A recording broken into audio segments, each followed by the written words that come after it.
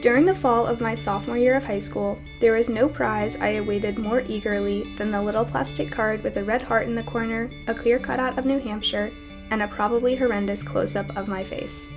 My parents were generally accepting of my driving skills, I had passed driver's ed, and I had bought a lanyard to flaunt the keys to my mom's Subaru. Shortly after my 16th birthday, I'd finally earned the coveted license.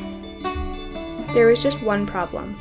I was terrified of driving in front of anyone I knew. I generally wasn't an overly nervous driver, but the thought of driving to school and risking embarrassing myself in front of my peers left me with sweaty palms and a lump in my throat.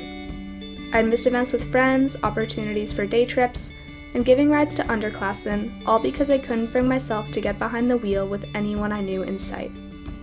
Aware that I would never be able to drive comfortably around my friends and classmates without taking baby steps towards this seemingly lofty goal, I decided to drive myself to a weekend marching band performance in which I'd be playing. It'd be less stressful than driving to school on a weekday, there would be fewer people and cars in the parking lots, and I wouldn't be rushing.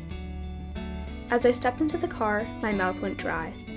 This was the very first time I had driven anywhere that I might encounter my peers. Nevertheless, after 10 minutes of debating whether I should run inside and have my mom take the wheel, I put the car in reverse, backed out of my driveway, and started on my way to my high school. I made it to the school without consequence, but as I pulled into the band parking lot, I was met by the whole of the band, already lined up in uniform. The 10 minutes I'd spent vacillating had cost me the covert entrance I'd hoped to make. My heart jumped into my throat. After creeping past the crowd at a reckless 3 miles per hour, I carefully maneuvered the car into a parking spot and sighed with relief. I opened the door, stepped out of the car, and moved away from it.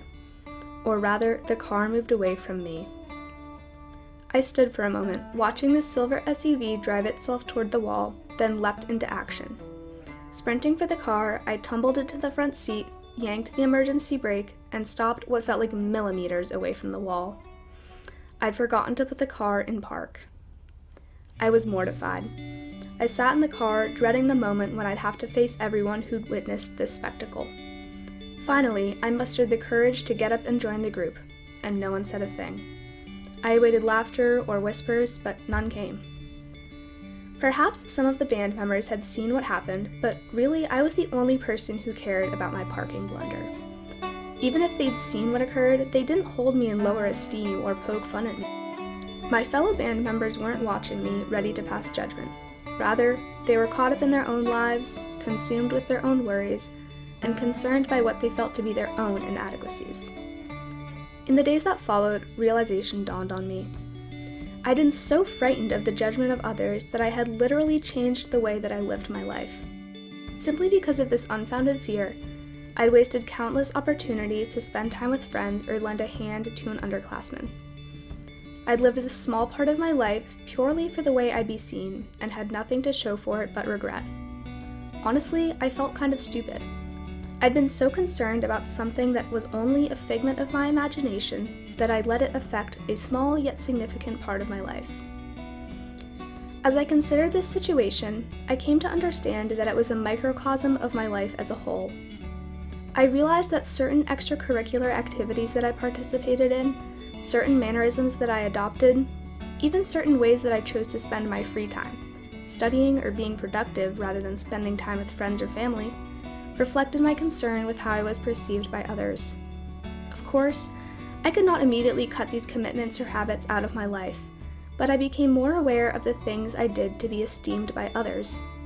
And I became more aware that this was not something that I wanted to continue doing. Not only because those around me truly were not constantly passing judgment, but because there was no gratification in doing something only because of the opinions of others. In the following 2 years of high school, I gradually shifted my perspective and my pastimes. I began choosing what I wanted to do, rather than what I thought would look good from the outside. I began seeking intrinsic rather than extrinsic motivations for doing well in school, sports, and band. I worked on pursuing my own goals and desires. Of course, I have not reached the end of this road. I still often worry about how others will view me, and still sometimes make decisions based on how I believe my peers will perceive me. But I am working every day towards acting independently of these fabricated opinions of others. And, of course, towards always putting my car in park.